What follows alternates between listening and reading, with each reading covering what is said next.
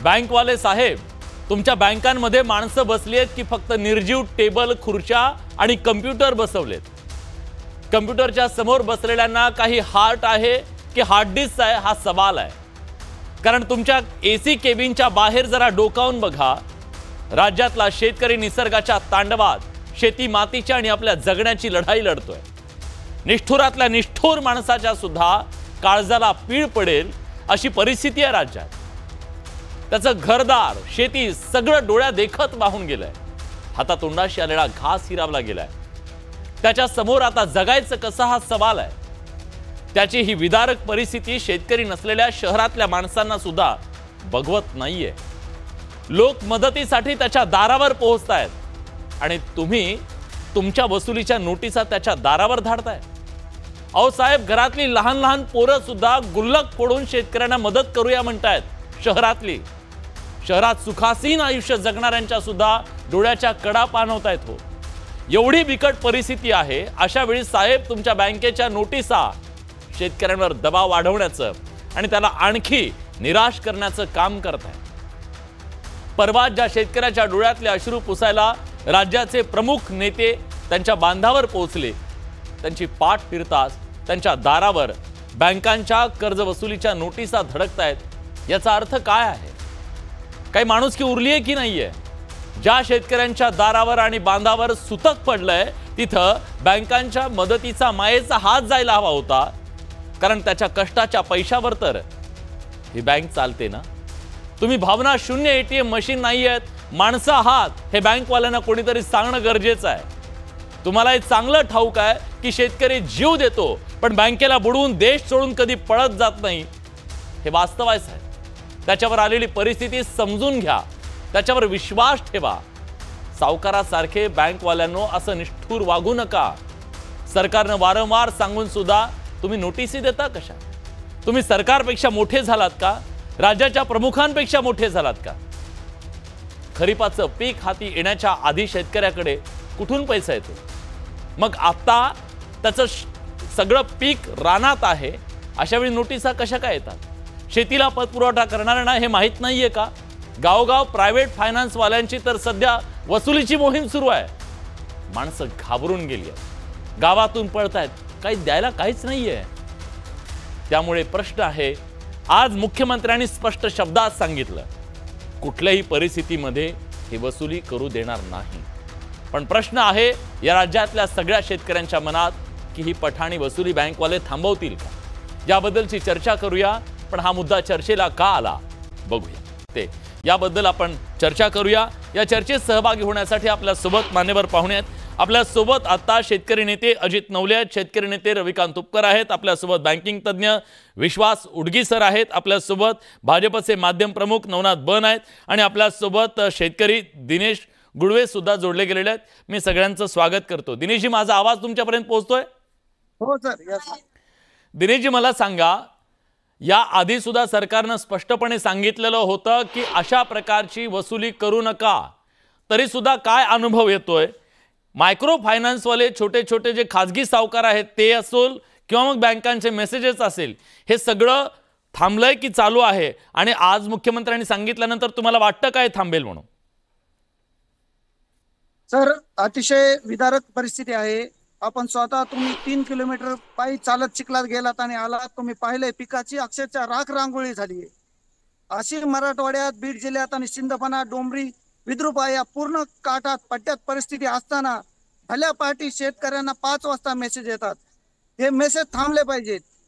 शेतकऱ्यांना मेसेज आला की त्यांच्या पोटात गोळा उठतो. त्यांच्या पूर्ण घरादारात लेकरं बाळ सगळ्यांना एकच चिंता असती की आता आपण आपले लेकरं बाळ वाचवावं, आपले जनावर वाचवावं का आपले शेती वाचवावं. असं असतानाही आज आमच्या बीड जिल्ह्यातला असो, मराठवाड्यातल्या, आम्हाला रजाकार आणि निजाम हे माझ्या वयाच्या लोकांना आठवत नाहीत, पण जुने लोक सांगतात जे 80-90 वर्ष वय, त्यांना निजाम आणि रजाकार आठवू लागले. जितका रजाकारांनी छळ केला होता मराठवाड्याचा, तेवढा छळ आज या बँका, छोटे फायनान्सवाले शेतकऱ्यांचा करत आहेत. आम्हाला सरकारला कळकळीची विनंती आहे की आपण जसं बोललात त्याप्रमाणे शेतकऱ्यांना सरसकट कर्जमाफी द्या.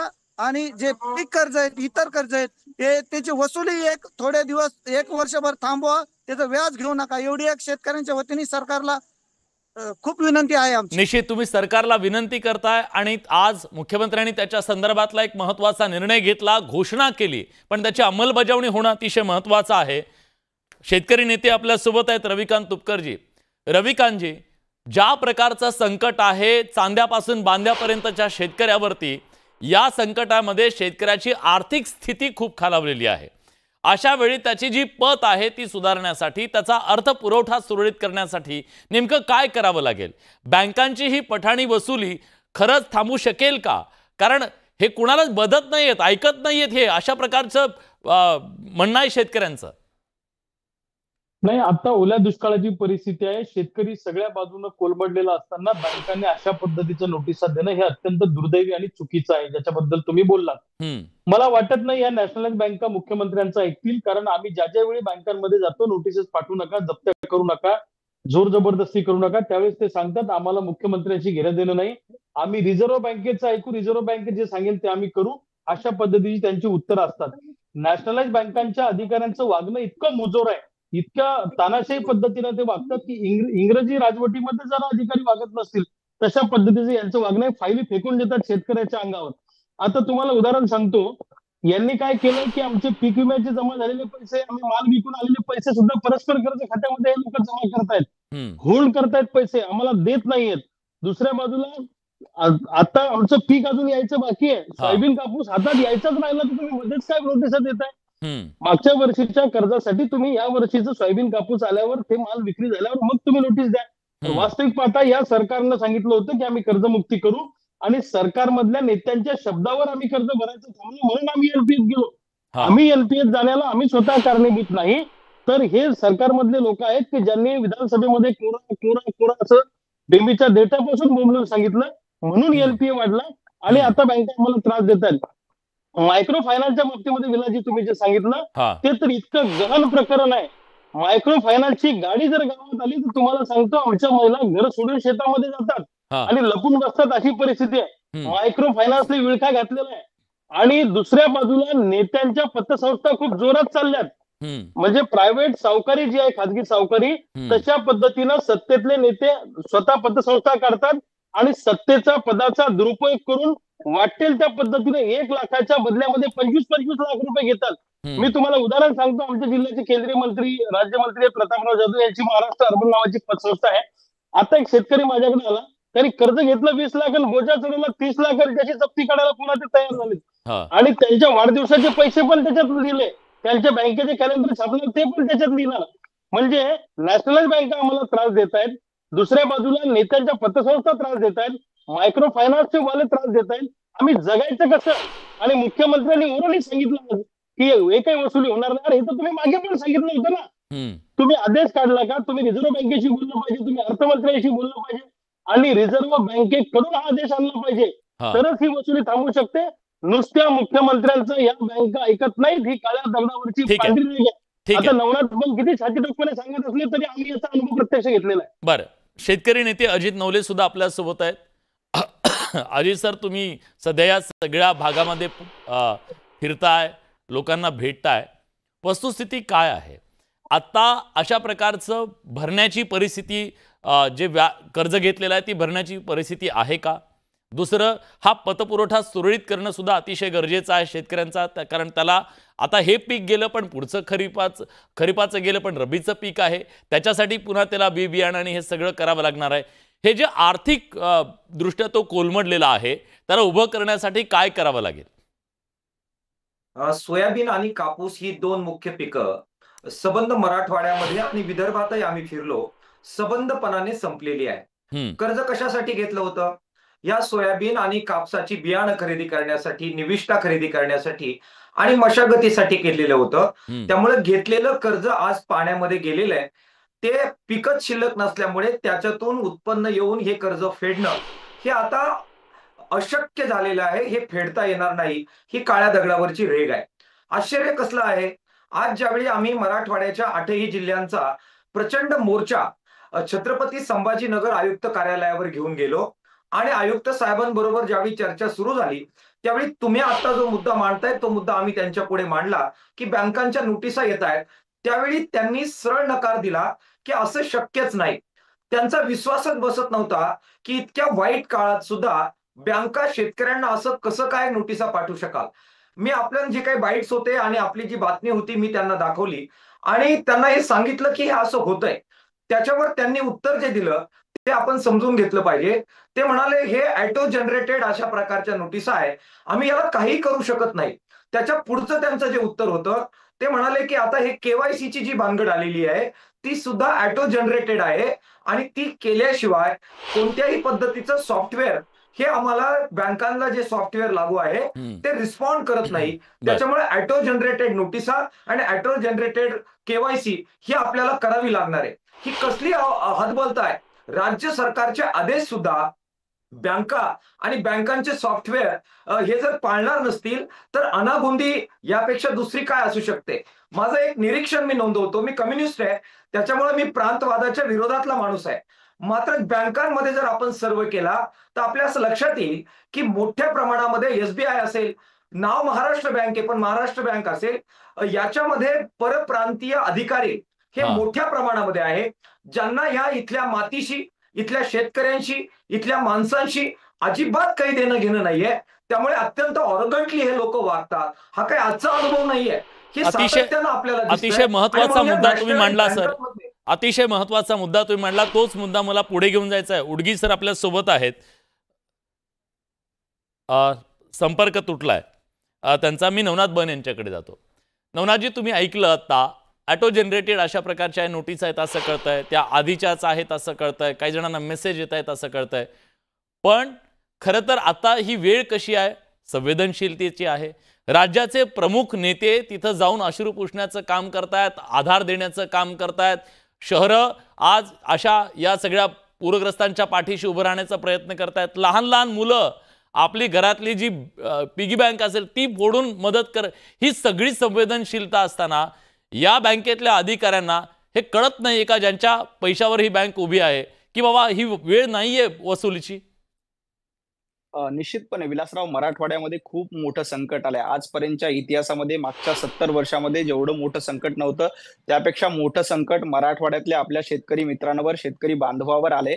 आणि अशा परिस्थितीमध्ये अशा पद्धतीनं नोटिसा पाठवणं, शेतकऱ्यांकडनं वसुली करण्याचा प्रयत्न करणं ही खरं तर एक प्रकारची मुजोरी आहे. त्याचमुळं माननीय मुख्यमंत्री देवेंद्रजी फडणवीस यांनी आज बँकाला स्पष्टपणे सांगितलंय की कुठल्याही शेतकऱ्यांना साधा नोटीसचा चिटोरा देखील गेला नाही पाहिजे, कारण आपले शेतकरी बांधव संकटात आहेत आणि अशा संकटाच्या काळात शेतकऱ्यांना आधार देणं, त्यांना मदत देणं आणि त्यांचं उद्ध्वस्त झालेलं आयुष्य पुन्हा उभं करणं ही सरकारची प्रायोरिटी आहे, इथल्या प्रत्येक माणसाची प्रायोरिटी आहे. त्यामुळे जे कोणी बँका अशा पद्धतीच्या नोटीस बजावत असतील तर त्यांना स्पष्ट सूचना दिलेल्या आहेत की एकही चिटोरी, नोटीसची चिटोरी देखील आपण शेतकऱ्यांना देऊ नये. अशा वेळेला शेतकऱ्यांच्या पाठीशी भरभक्कमपणे उभं राहण्याची गरज आहे, त्यांना आधार देण्याची गरज आहे. लोकांचे संसार उद्ध्वस्त झाले, आयुष्य उद्ध्वस्त झाले, वर्षानुवर्ष लागतं आपली जमीन कसायला आणि अशा पद्धतीनं मोठ्या प्रमाणात पूरस्थिती आल्यामुळं शेतकऱ्यांचं जीवनामध्ये सगळ्यात मोठं संकट आलेलं आहे. आणि अशा संकटाच्या काळात शेतकऱ्यांना पुन्हा उभं करण्याची जबाबदारी सरकारची आहे, आपल्या सगळ्यांची आहे आणि आपण सगळेजण त्यासाठी प्रयत्न करतोय. आणि अशा वातावरणामध्ये काही बँकाचे मुजोर अधिकारी अशा पद्धतीनं आमच्या शेतकरी बांधवाला, आमच्या मायबाप शेतकऱ्यांना अशी नोटीस देणार असेल तर निश्चितपणे त्यांच्यावर कारवाई केली जाईल. राज्य सरकार त्याबद्दल अतिशय गंभीर आहे. मुख्यमंत्री आदरणीय देवेंद्रजी फडणवीस यांनी आज दुपारी स्पष्ट केलं की कुठल्याही बँकेने, कुठल्याही अशा पद्धतीच्या पतसंस्थांनी शेतकऱ्यांना नोटीस बजावू नये. आणि आज तुम्ही बातमी दाखवतात की काही शेतकरी बांधवांना नोटीस गेल्यात. ज्या ज्या शेतकरी बांधवांना नोटीस गेल्यात त्या सगळ्यांची दखल घेऊन या बँकांवर कठोर कारवाई करण्यात येईल. राज्य सरकार त्याबद्दल अतिशय सक्षम आहे. आमचे मित्र रविकांतजी तुपकर यांनी सांगितलं की केंद्राकडनं देखील त्यांना सूचना गेल्या पाहिजे. मी निश्चितपणे आपल्या माध्यमातून लोकांना आश्वस्त करतो की केंद्रीय अर्थमंत्री निर्मलाजी सीतारामन यांच्या कानावर देखील ही बाब सांगू की मराठवाड्यामध्ये असं ऐतिहासिक संकट आलेलं आहे. अशा संकटाच्या काळात राष्ट्रीयकृत बँकाकडनं देखील शेतकऱ्यांना वसुलीच्या नोटीस जाणार नाहीत. दुसरा प्रश्न अजितजी नवले यांनी मांडलाय तो म्हणजे ई-केवायसी. त्याबद्दल देखील मुख्यमंत्र्यांनी अतिशय स्पष्टपणे निर्देश दिलेत की केवायसीची गरज नाही. ज्या आधार कार्ड आहेत त्या आधारे शेतकऱ्यांना मदत दिली जाईल आणि केवायसीच्या थांबवण्याच्या सूचना देखील बँकांना दिली जातील.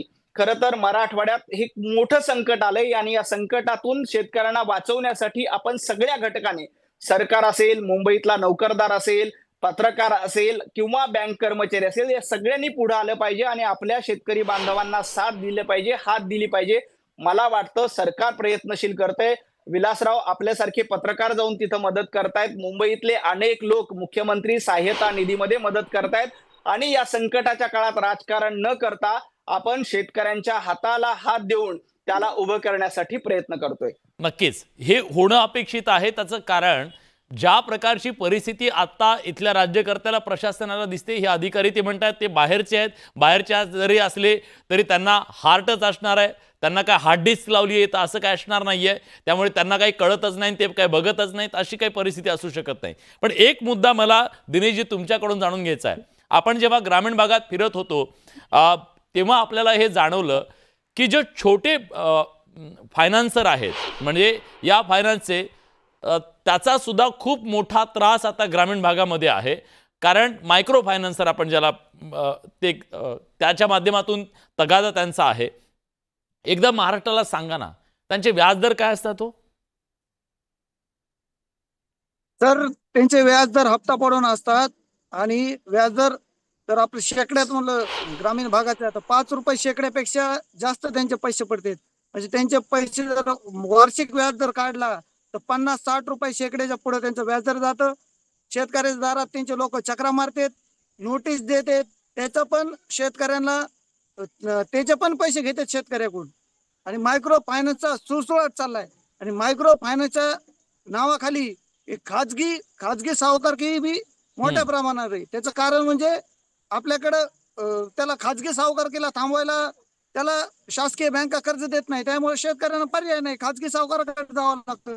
मायक्रो फायनान्स वाले मायक्रो फायनान्स कोऱ्या चेकवर सह्या घेतात, जीपाची पोलीसच्या गाड्या आणून त्यांच्या घराची जप्ती करते. हे स्वतः माझ्या गावात झालेलं आहे. मायक्रो फायनान्स वाल्यांनी किमान 100 पोलीस या गावात आणले होते आणि त्या घराला जप्ती करायला आली होती. अशी वेळ आजही मायक्रो फायनान्स वाले धमकी देत आहेत फोन करून. मग या सगळ्याबद्दल मला रविकांतजी तुम्हाला विचारायचं आहे, अशा प्रकारची ही जी खाजगी सावकारकी बोकाळलेली आहे त्याला आपल्याला आळा घालण्यासाठी, कारण हा शेतकरी उद्या त्याच्यात जर अडकला, 5% व्याजाने जर समजा पैसे घेतले आणि शेतीची अशी बर्बादी झाली, तो कसा उभा राहील? एकतर तो शेती विकेल किंवा मग टोकाचा कुठला तरी निर्णय घेईल. घर कसं चालवायचं, संसार कसा चालवायचा आणि शेती कशी चालवायची हा सवाल आहे. या खाजगी सावकारकीला नियंत्रण आणण्यासाठी काय करावं लागेल? खरं तर मला हे उडगी सरांना विचारायचं होतं पण ते आले नाहीयेत. तुम्ही सांगा प्लीज. एकदम महत्वाचा प्रश्न विलासजी तुम्ही उपस्थित केला.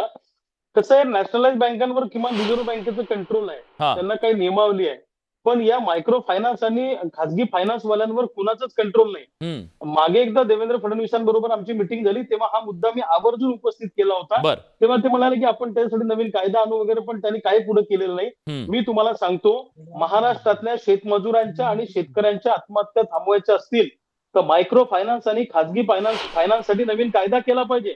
जसं नॅशनल म्हणजे रिझर्व्ह बँकेचा नियम असा आहे की दामदुपटीपेक्षा तुम्हाला जास्त कर्ज वसूल करता येणार नाही, हा कायदा आहे. अगदी खरं. बँका हा कायदा धाब्यावर ठेवतात.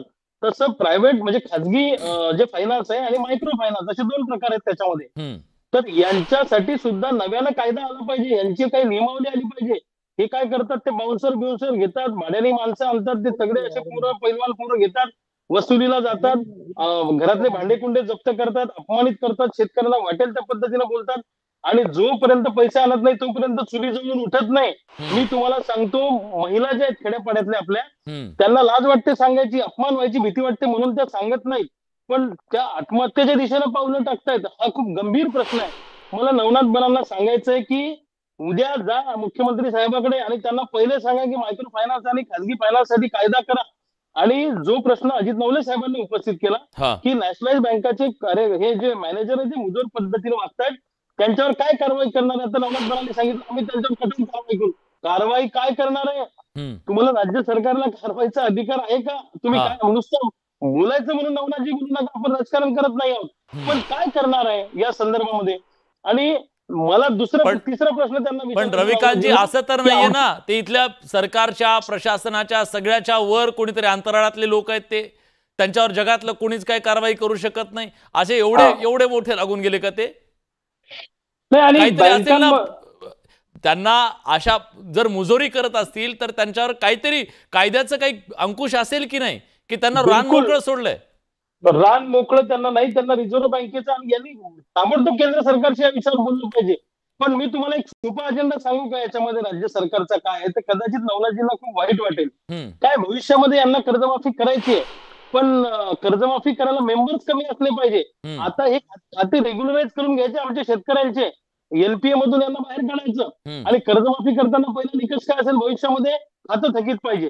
आता जोर जबरदस्तीने नोटिसा देऊन जुने खाते नवीन करणं, रेग्युलराइज करणं झालं की तो माणूस कर्जमाफीत बसणारच नाही. म्हणजे यांना कमीत कमी लोकांना कर्जमाफी द्यावी, हा त्याच्या पाठीमागचा छुपा अजेंडा आहे. हे ते मान्य करणार नाही, पण आम्हाला समजतंय अशा मध्येच नोटिसा देण्याचा हा त्यांचा धंदा आला आता. याचा अर्थच तो आहे की भविष्यात कर्जमाफी जी काही करायची 2029च्या आधी यांना करायचीच आहे, निवडणुकीच्या पार्श्वभूमीवर करतील, पण कमीत कमी शेतकऱ्यांना ती द्यायची, कमीत कमी पैसे द्यावे लागले पाहिजे, असा त्याच्या पाठीमागचा छुपा अजेंडा. ठीक आहे, मी नवनाथराव दोन आक्षेप आहेत. एक तर या खाजगी जे सगळे फायनान्सर आहेत, म्हणजे ज्याला मायक्रो फायनान्सर आपण म्हणतो, खाजगी सावकारकी ते करतायत, यांचा एक प्रचंड मोठा त्रास शेतकऱ्यांना आहे. आणि मी तर म्हणतो त्यांना काही काळीज नावाची गोष्टच नसते. कसं करतात, काय बाउन्सर लावतात, काय काय करतात हे ऐकलं तुम्ही. या सगळ्यांच्या कचाट्यातून सुद्धा या शेतकऱ्याला सोडवणं गरजेचं आहे, त्यासाठी कायदा आणणं गरजेचं आहे, अशी महत्त्वाची सूचना त्यांनी केलेली आहे. अशा प्रकारचे काही हालचाल सुरू आहे का? आणि दुसरं म्हणजे कारवाई तुम्ही करूच शकणार नाही आणि ज्यांना कमीत कमी लोकांना कर्जमाफी देण्यात यावी याच्यासाठी हे सुरू आहे, अशा प्रकारचा आरोप आहे. खरं तर मायक्रो फायनान्सचा प्रश्न खरंच गंभीर आहे. ग्रामीण भागातले शेतकरी अडले निडलेले असतात आणि अशा वेळेला मोठ्या प्रमाणात 5% व्याज, काही ठिकाणी 7% व्याज अशा प्रकारची पठाणी वसुली करण्याचा प्रयत्न या मायक्रो फायनान्स कडनं केला जातो आणि ग्रामीण अर्थव्यवस्था मोडकळीस आणण्याचा प्रयत्न या मायक्रो फायनान्सच्या माध्यमातून केला जातोय. सरकार निश्चितपणे याबद्दल केंद्र सरकारकडे आपण मागणी केलेली आहे आणि यावर तातडीनं कायदा करून कारवाई करण्याचा सरकारचा प्रयत्न आहे आणि ते तातडीने करण्यात येईल. दुसरा प्रश्न, रविकांत तुपकरजी असं म्हणतायत की राज्य सरकारला शेतकऱ्यांकडनं बळजबरीनं वसुली करायची आणि कर्जमाफी, कर्जदार शेतकरी कमी असतील याबद्दल सरकारचं षडयंत्र आहे. अजिबात तसं नाही. आम्ही शेतकऱ्यांच्या पाठीशी अतिशय भरभक्कमपणे उभा आहोत आणि जास्तीत जास्त शेतकऱ्यांना मदत मिळाली पाहिजे. आताची वेळ हे राजकारण करण्याची नाहीये. आपण राजकारण 365 दिवस नंतर निश्चितपणे करू. आता मराठवाड्यातला शेतकरी पिचलेला आहे, मोठ्या प्रमाणात शेतकऱ्यांचं नुकसान झालेलं आहे आणि अशा वेळेला शेतकऱ्यांना आधार मिळाला पाहिजे, अशा वेळेला शेतकऱ्यांना मदत मिळाली पाहिजे, ही सरकारची प्रायोरिटी आहे. कर्जमाफी देखील करण्यासाठी भारतीय जनता पार्टीने आश्वासन दिलं आणि आम्ही ते आश्वासन निश्चितपणे पूर्ण करू.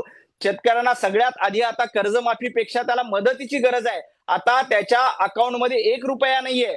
आज तो शेतकरी उद्याची चूल कशी पटेल याबद्दल शेतकऱ्यांमध्ये संभ्रम आहे आणि त्यासाठी बांधावर जाऊन शेतकऱ्यांना मदत केली पाहिजे, यासाठी सरकार प्रयत्न करतोय आणि कुणीही सक्तीची वसुली करणार नाही याबद्दलची काळजी देखील सरकार करते. माझं आपल्या चॅनलच्या माध्यमातून शेतकऱ्यांना आव्हान आहे की अशा कितीही नोटीस आल्या, लोकांची माझं पूर्ण होऊ द्या, अशा कितीही नोटीस आल्या तर त्याला भीक घालू नका. सध्या आपल्याला कुणाच्याही बँकेच्या तगाद्याला घाबरायची गरज नाही. सरकार तुमच्या पाठीशी आहे, इथलं पोलीस प्रशासन पाठीशी आहे. अजिबात अशा नोटिसीला भीक घालण्याची गरज नाही. मुख्यमंत्री आदरणीय देवेंद्रजी रविकांतजी आता सरकारकडूनच सांगितलं जात आहे स्पष्टपणे भीक घालू नका, भीक घालू नका अशा प्रकारच्या नोटिसांना. हे फक्त मीडियावर बोलायचं आहे, भरभक्कमपणे उभे आहे आणि आपण शेतकऱ्यांना मदत करणार आहोत. एक मिनिट यासाठी आपण प्रयत्न करू. ही वेळ राजकारण करण्याची खरंच नाहीये. ही वेळ शेतकऱ्यांना आधार द्यायची आहे. आपण शेतकऱ्यांची ठीक आहे रविकांतजी हा ऐका, ज्याची जळती त्यालाच कळती, यांचं काय म्हणणं, घाबरू नका, चिंता करू नका, हे नुसतं म्हणण्याला अर्थ नाही. नोटीस आली ना की रात्रभर झोप लागत नाही, हे इतकं सोपं नाही. तुम्हाला वाटतं तेवढं तुम्ही जितकं नवनाथजी कॅज्युअली घेताय. नवनाथजी एक काम करू ना, या सगळ्या प्रश्नाचं उत्तर कर्जमुक्ती आहे. जर 25 सप्टेंबरला महाराष्ट्र सरकार मेट्रोला 461 कोटी रुपये देऊ शकतं आणि ठाणे बोरिवली येथील भुयारी मार्गासाठी 210 कोटी रुपये देऊ शकतं, तुमच्याकडे पैसे नाही म्हणता, वाढवण बंदराला 2525 कोटी देता, तिकडं ठाणे बोरिवलीच्या भुयारी मार्गासाठी 210 कोटी देता, मेट्रोला 461 कोटी रुपये देता, एकदा 35,000 कोटी रुपये देऊन आम्हाला कर्जमुक्त करायला हा वसुलीचा प्रश्न सुटून जातो ना. नुसतं बोलायचं म्हणून बोलू नका. इथं आमच्या दारात वसुलीला आला माणूस की नवनाथजीला फोन करतो आम्ही प्रत्येक वेळी. एवढं सोपं नका समजू तुम्ही. याच्यासाठी तुम्हाला केंद्र सरकारशी संपर्क करून याचा कायदा कठोर करावा लागेल आणि गुन्हे दाखल करावे लागतील नॅशनल बँकेवर, तरच हे थांबू शकेल, अन्यथा थांबणार आहे. आणि याला जर तुमचा छुपा पाठिंबा असेल की कर्जदारांची संख्या कमी करणं, मग मात्र आमचं काही खरं नाही. पण मी महाराष्ट्रातल्या शेतकऱ्यांना सांगतो, नुसतं पाठीशी खंबीर बिंबीर नाही, बँकेचा वसुली अधिकारी आला की त्याचे कपडे काढून त्याच्या तोंडाला काढून गावातून हाकलून द्या. अशा 2-4 घटना झाल्याशिवाय हे लाईनीवर येणार नाही. मी तुम्हाला क्लिअर करतो. ठीक आहे, मी नवले सरांना विचारतो. नवले सर, आता एक आणखीन एक गंभीर प्रश्न आहे, मला आरोप प्रत्यारोपांमध्ये जायचं नाहीये. आता समोर खरीप झाल्याच्या नंतर रब्बी आहे. आता त्याच्या शेतातलं हे पीक गेलेलं आहे. रब्बीसाठी त्याला बी बियाणं शेत नीट करायला सुद्धा अनेक पैसे लागणार आहेत. त्याचंच जे भाग भांडवल आहे ते बुडालेलं आहे, त्याच्यातून नफा येणार होता तो बुडालेला आहे. आता त्याला नव्या आव्हानाला सामोरं जायचं, म्हणजे रब्बीला सामोरं जायचं आहे. आणि महाराष्ट्राच्या दृष्टीनं सुद्धा रब्बी पीक येणं चांगलं आहे, कारण रब्बीतून 4 पैसे आले तरच तो पुन्हा खरीप करू शकेल पुढच्या वर्षीचा. मग या सगळ्यामध्ये पतपुरवठा करणं, पुनर्गठन करणं, त्याच्या रब्बीसाठी त्याला मदत करणं हे महत्त्वाचं आहे. हा पतपुरवठा कसा सुरळीत होऊ शकेल, त्यासाठी काय करतायत? पहिली गोष्ट आपल्याला आता तातडीनं काय करायला पाहिजे, तर बहुतांशी कर्जदार शेतकऱ्यांचे अकाउंट्स हे त्यांच्या सेव्हिंग अकाउंट बरोबर टॅग केलेले आहेत. त्यामुळे ही जी काही तुटपुंजी मदत येणार आहे हे अकाउंट मध्ये सेव्हिंगला जमा झाले की दुसऱ्या सेकंदाला ते कर्ज खात्यात वर्ग होणार आहेत. विलासजी, तुम्ही मराठवाड्याच्या गावागावात गेलात, तुम्हाला सुद्धा शेतकऱ्यांनी हे अनुभव सांगितलेले असणार आहे. हे सुद्धा टॅग जे आहेत ते टॅग एक झटक्यामध्ये काढता येणार नाहीये. प्रत्येकाला अर्ज करून स्वतःच्या ह्या ज्या काही सेव्हिंग अकाउंट मध्ये येणारी मदत आहे, पीक विम्याचे पैसे असतील, एनडीआरएफची मदत असेल, ही पहिल्यांदा वेगळी राहील आणि ती कर्ज खात्यात वर्ग होणार नाही. यासाठी हे टॅग काढावे लागणार आहे, नंबर 1. नंबर 2, खूप महत्त्वाचं आहे, सरकारने कर्जमाफी करावीच लागणार आहे. त्याला काही ऑप्शनच नाहीये. त्याच्यामध्ये नियमित कर्जदार आणि थकीत कर्जदार अटी शर्ती विना ही कर्जमाफी करावी लागणार आहे. कारण ती जर केली नाही तर हे सगळे कर्जदार शेतकरी हे पुढच्या हंगामासाठी कर्ज घेण्यासाठी अपात्र ठरतील.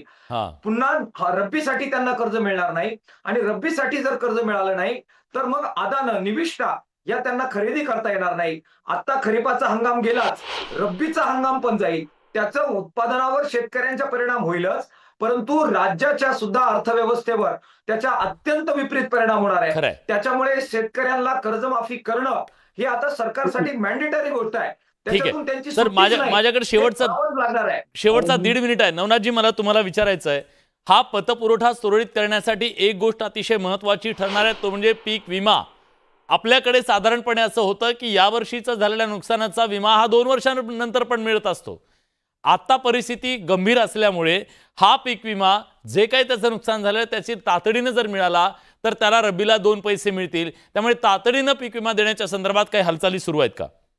निश्चितपणे आता सरकारची प्रायोरिटी शेतकऱ्यांना पुन्हा उभं करणं आहे. कारण संकट खूप मोठं आलेलं आहे, जमीन खरडून गेली आहे, पुढच्या पिकाचीही खात्री नाहीये, पुढचं पीक येणार नाहीये. त्यामुळं शेतकऱ्यांना आधार देणं, शेतकऱ्यांना मदत दिलं आणि त्यांना आर्थिकदृष्ट्या किमान थोडीशी मदत करून पायावर उभं करणं ही सरकारची प्रायोरिटी आहे. याशिवाय आपण भविष्यामध्ये दीर्घकालीन उपाययोजना देखील कराव्या लागणार आहेत. म्हणजे कर्जमाफीसारखे उपाय आपल्याला करावे लागणार आहेत. पण तातडीनं आता तिथला शेतकरी उभा राहिला पाहिजे, कारण आयुष्यातलं सगळ्यात मोठं संकट यावर्षी त्या मराठवाड्यातल्या शेतकऱ्यांवर आलंय. त्यामुळं दिवाळीच्या आधी सरकारकडनं शेतकऱ्यांना तातडीची मदत म्हणून चांगली मदत सरकारकडच्या मार्फत केली जाईल. त्यामुळे काय होईल तर शेतकरी पुढच्या हंगामासाठी उभा राहील आणि त्यासाठी सरकारची प्रायोरिटी आहे की दिवाळीच्या पूर्वी सगळे पंचनामे करू जाईल. अटी निकष बाजूला ठेवून, कुठलेही निकष बाजूला ठेवून भरीव मदत. ठीक आहे, आता ती मदत किती असेल? आज मुख्यमंत्री म्हणाले त्याप्रमाणे जवळपास 85 रुपये देणार आहे फक्त आम्हाला. ठीक आहे, 60 लाख हेक्टरचं नुकसान झालंय. ऐकायचं नाही आम्हाला. भरीव मदत एक गोष्ट नाही, भरीव शब्द नाही. आता जे निकष आहेत त्या निकषाच्या पलीकडे जाऊन खरं तर कोल्हापूर आणि सांगलीच्या हा, त्याच्या पलीकडे जाऊन मदत हवी आहे. आणि सगळ्यात महत्वाचं, सगळ्यांचं एकमत आहे, सरकारचं, विरोधकांचं, शेतकऱ्यांचं, सगळ्यांचं. शेतकरी उभा राहिला पाहिजे. तो उभा तेव्हाच राहील जेव्हा त्याच्या पायात आर्थिक बळ असेल. त्याच्या पायात जर आर्थिक बळ नसेल आणि त्याच्या खिशात पैसे नसतील तर तो कसा उभा राहणार, हा सवाल आहे. प्रेक्षकांचं काय मत आहे बघा. आपण ही सगळी जी चर्चा केली त्यानुसार मुख्यमंत्र्यांच्या आदेशानंतर तरी बँकांची ही वसुली थांबेल का, हा प्रश्न आपला होता. 59% लोक होय म्हणतायत, 41% लोक नाही म्हणतायत. तर निश्चितपणे याबद्दल कठोर पावलं उचलावी लागतील. कारण ज्यांना हार्ट नाही आणि हार्ड डिस्क बसवलेली असेल, ती करप्ट झाली असेल तर ती दुरुस्त करावी लागेल, हे सुद्धा सांगणं गरजेचं आहे. आज या चर्चेत आपण आलात, राज्यातल्या शेतकऱ्यांच्या दृष्टीने महत्त्वाच्या विषयावर आपली भूमिका मांडलात, त्याबद्दल सगळ्यांचे मनापासून आभार. बडे मुद्द्याच्या चर्चेत आपण इथेच थांबतोय. धन्यवाद.